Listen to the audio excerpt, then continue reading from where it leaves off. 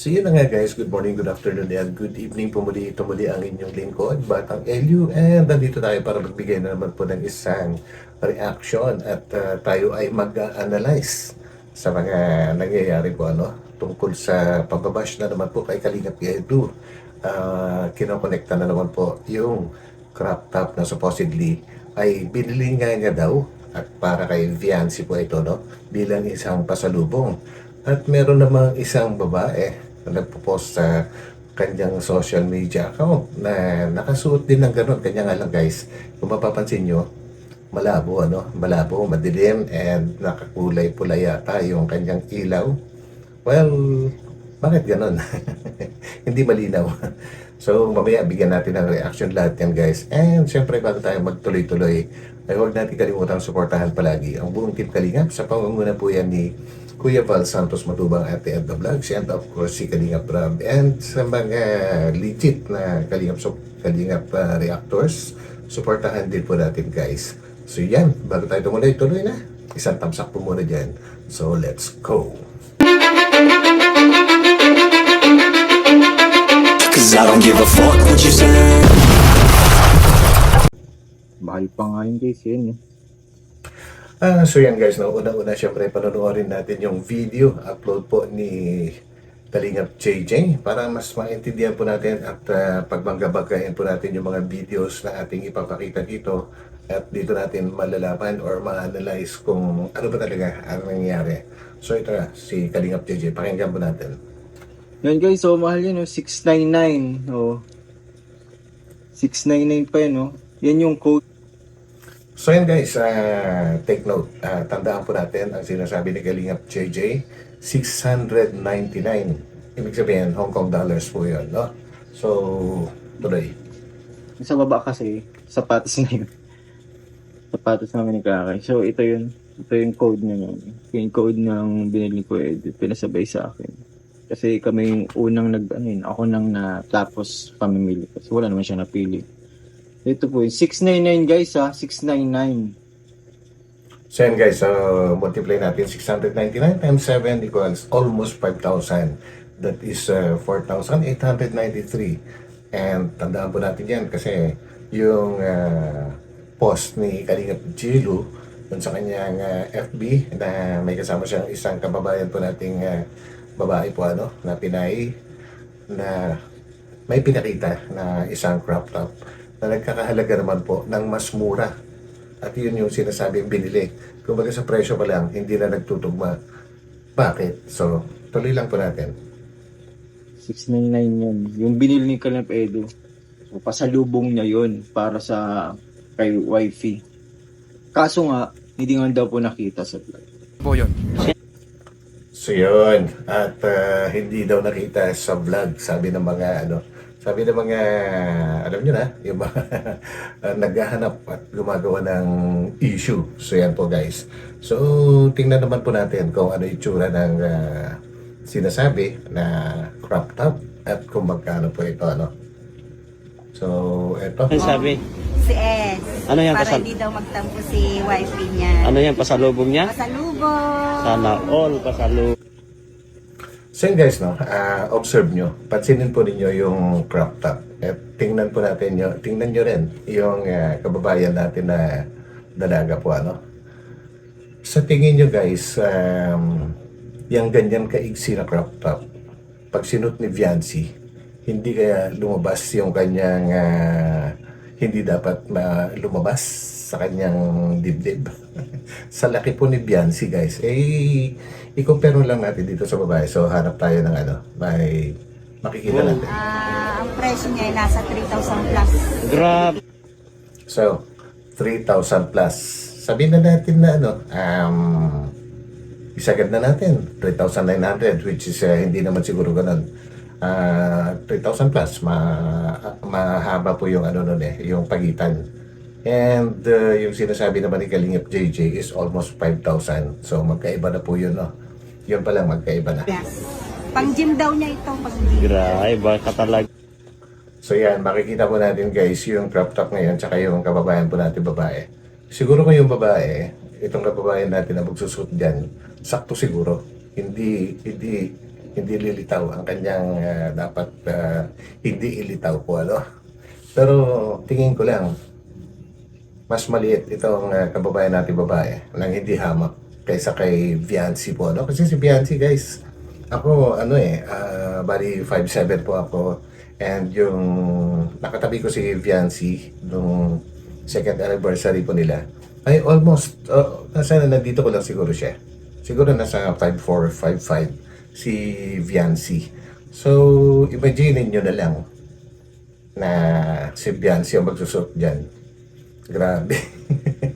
And isa pang tanong, papayag kaya si Kalingap Edu na magsuot si Viancy ng ganyan? At unang-una, siya pa ang bibili para kay Viancy. Gagawin kaya niya yun? Alam naman natin, napaka-conservative na tao ni Kalingap Edu po, ano. Yun pa lang. Kasi ganito yung kwento dyan. Okay, may mga nagsasabi din na hindi talaga yan ang binili, hindi itinuloy.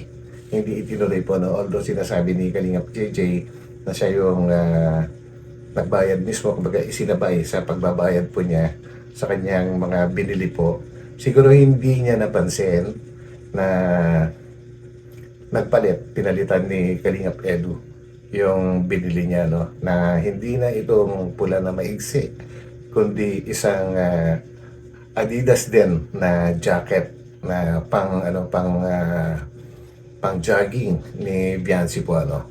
Makikita natin yan mamaya, guys, kasi yung presyo pa lang medyo yung almost 5,000 pesos mas nag-fit siya doon sa presyo para sa jacket po na itim, no? Kasi ito 3,000 plus lang ito eh. So yun pa lang, malalaman na po natin na hindi talaga yan yung nabili. Kasi yung hawak na resibo ni Kalingap JJ ay almost 5,000, 4,899 po yun. So pwedeng yung presyo na yun ay para mismo doon sa black na jacket. Gets nyo po ba, guys? So yun, so tuloy po natin to. Ayun. Viancy, lakas mo. Lakas mo, Viancy. Ang ganda, oh. Maganda siya. Oh, Yan. Yan naman po yung sinasabi nila na yung controversial din na nililing kay Kalingap Edu po, ano. Yan, suit niya yung ganyan. Bakit itong nasa, kung nakaharap po kayo sa sa computer nyo or sa nyo, yung nakasolo na babae, kung makikita nyo po yung likod, ay parang parang merong biyak po, ano. Kapag yan yung parang ano ba tawag yan? Parang ribbon ba? O strap ang tawag doon. Parang ganun pa yung forma siguro niyan. Whereas yung pinakita kanina, nung kasama ni Kalingap Jellu, is para siyang round neck po siya. So yan pa lang, ma-observe nyo na kaagad, no? Ang pagkakaiba ng itsura plus the price itself ay magkaiba na po. So yan. sana na nyo po, ano. Pero ay sarili ko lang din naman na pag-aanalisa. Kasi una-una hindi ako maniniwala talaga na pagsusuotin ni Kalingap Edu ng ganyan kaigsi si Viancy po, ano. No, napaka po At sabi nga nila, medyo may pagkasiloso daw si Kalingap Edu. So syempre, siya ba naman ang gagawa ng paraan para medyo mabosohan itong si wifey niya. Syempre, kung sasabihin na pang gym, ano ba ginagawa sa gym? Di ba, minsan tumutuwad-tuwad, di lahat. Pagka tumuwad yung isang nakasuot ng gano'n, halos na hubad na. Wala nang matitira doon. So, I don't think so na talagang yun ang itinuloy niya na binili. Meron din kasi baka nagko-comment, guys, doon sa upload ni Kuya July, ni Sir July po, ano, na merong nakakita din mismo na pinalitan ni Kalingap Edu yung kanyang binili. Instead na yung pula, ay yung black po ang kanyang kinuha po, ano. So yun, tuloy po natin at panoorin po natin kung ano yung mga dalang pasalubong ni Kalingap Edu para kay Viancy po, ano. Ayan. Tapos ito syempre, sabi ko sa'yo, salubong, sabi mo rin. Ito dahil syempre, sabi mo, Salubong. ha? Salubong. Oo, galing sa bulsa ko to. Pabira ka. Yun.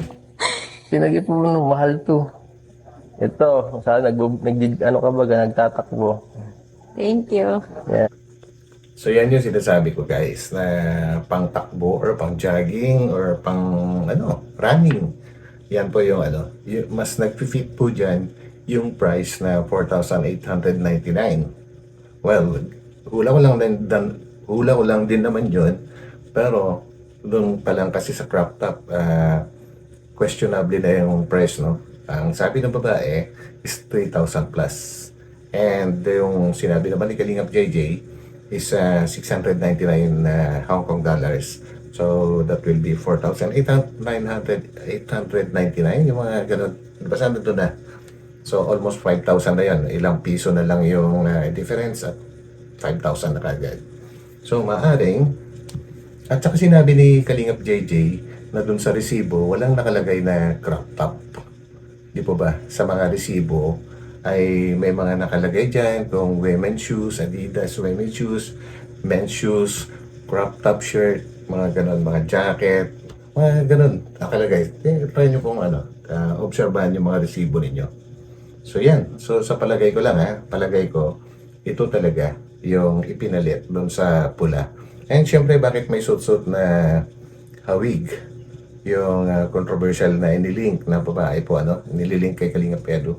Siyempre, tuloy-tuloy lang po yung tuloy-tuloy lang po yung paninira kay Kalingap Edu. Hindi ba't kamakailan lang, nung isang araw lang ay nagsabi, may in-expose po si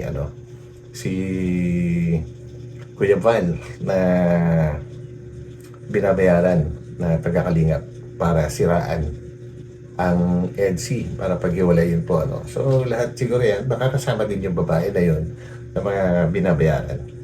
Ay, duda ko lang. Hindi ako sure na sure, pero kasi bakit gumagawa ng paraan yun na hindi naman siya ina-accept ni Kalingap Edu, yung babae na yan. So yan, tuloy pa natin ito. Para di mainit. Yan. Tapos, sabi mo, crop top, pwede yan. Yan. Speaking of crop top, so yan na yun. Hindi pula. Green. Excuse me. Alam naman natin, ang paboritong kulay ni Wifey ay apple green. So yun. So, tapos na. Kumbaga, isarado na. Isarado na natin itong usapan na ito. Ito actually yung reaction ko na to is first and last. Hindi ko na duduktuhan itong issue na ito. Kasi ang liwanag naman po di ba? Diyan. Huwag ko nagsabi no. Sabi mo yan. Hindi ako sinungaling. Tapos yan. Ito case mo. So yun guys, at malinaw na po and sana nga matapos na itong issue na to kasi halos walang kakwenta-kwenta and sana in case lang na mapag-isipan din ng Kuya Val yung sinasabi na binabayaran na taga-Kalingap para siraan ng EDC. Ano ba dapat gawin doon kung tutuusin? Kung ako lang siguro magde-decide ako na